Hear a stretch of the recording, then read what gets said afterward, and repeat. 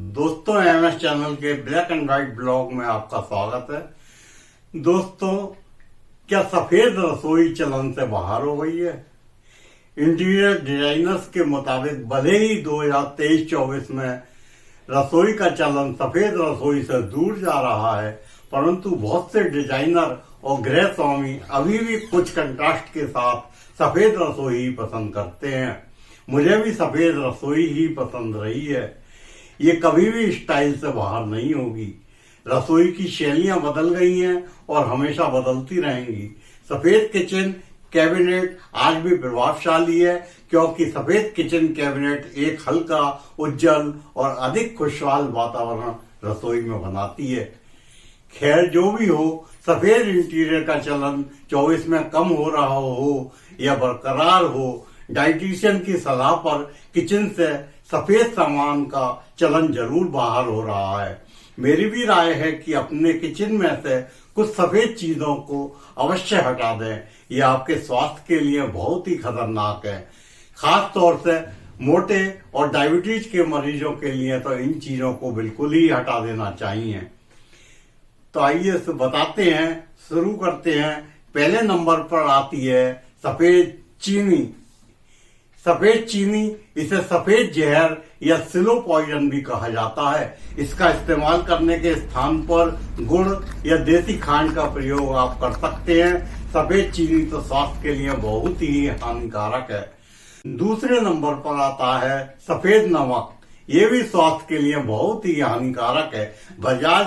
बाजार में मिलने वाला आयोडीन युक्त नमक स्वास्थ्य के लिए बहुत ही हानिकारक है। इसे भूलकर भी ना खाएं। इसके स्थान पर शुद्ध गुलाबी रंग का सेंधा नमक और काला नमक इस्तेमाल कर सकते हैं। तीसरे स्थान पर आता है गेहूं का सफेद आटा या मैदा। ये भी स्वास्थ्य के लिए हानिकारक है। ये मोटापा बढ़ाने में मदद करता है और शुगर को भी बढ़ाता है। जैसा कि माननीय प्रधानमंत्री नरेंद्र मोदी जी ने वर्ष 2023 को मिलेट वर्ष घोषित किया था, हमको गेहूं के स्थान पर मोटा अनाज जैसे जौ, बाजरा, रागी, मक्का, चना आदि का इस्तेमाल करना चाहिए, जिसमें फाइबर अधिक मात्रा में होता है और वजन व शुगर बढ़ने से भी ये रोकता है। अब आता है रिफाइंड। सफेद वस्तुओं में चौथे स्थान पर आता है रिफाइंड तेल। ये भी स्वास्थ्य के लिए हानिकारक है। इसमें तेलों को बहुत ही उच्च तापमान पर गर्म करके केमिकल मिलाकर फिल्टर किया जाता है, जिससे कि उसमें सारे विटामिन नष्ट हो जाते हैं। इसके स्थान पर शुद्ध निचोड़कर बनाया गया सरसों का तेल, गोले का तेल, जैतून का तेल, मूंगफली का तेल इस्तेमाल किया जा सकता है। वनस्पति घी भी केमिकल मिलाकर प्रोसेस किया जाता है, जो कि हमारे शरीर के लिए हानि पहुंचाता है। जिस समय रिफाइंड तेल मार्केट में लॉन्च हुआ था, तो डॉक्टरों ने दिल के मरीजों को तेल के स्थान पर रिफाइंड खाने की सलाह देना शुरू कर दिया था। शायद ये भी रिफाइंड कंपनियों की मार्केटिंग का एक हिस्सा था। बाद में सफोला नाम की एक रिफाइंड कंपनी ने जब रिफाइंड बनाना शुरू करा, तो डॉक्टर्स ने हार्ट पेशेंट को रिफाइंड की जगह सफोला रिफाइंड रिकमेंड करना शुरू कर दिया था। बाद में वही सफोला कंपनी मिलावटी रिफाइंड बनाने में पकड़ी गई थी। अब फिर से डॉक्टर रिफाइंड को हानिकारक बता रहे हैं। सफेद चावल। पांचवें स्थान पर आता है सफेद चावल, जिसमें कार्बोहाइड्रेट, शुगर अत्यधिक मात्रा में होती है।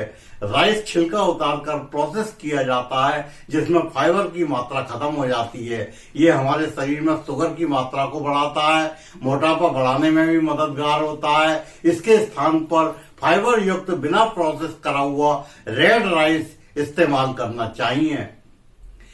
सफेद आलू। सफेद वस्तुओं में छठे स्थान पर बारी आती है आलू की।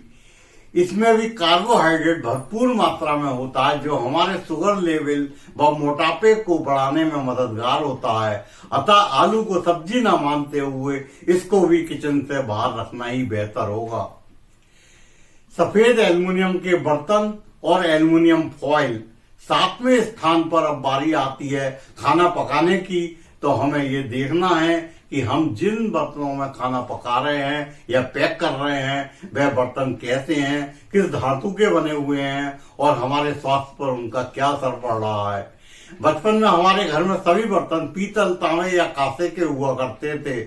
उस समय लोहे की कढ़ाई में सब्जी बनती थी व पीतल की पतीली में दाल इत्यादि बनाई जाती थी और हम लोग खाना पीतल की थाली में ही खाते थे और पानी भी पीतल के गिलास में ही पिया करते थे।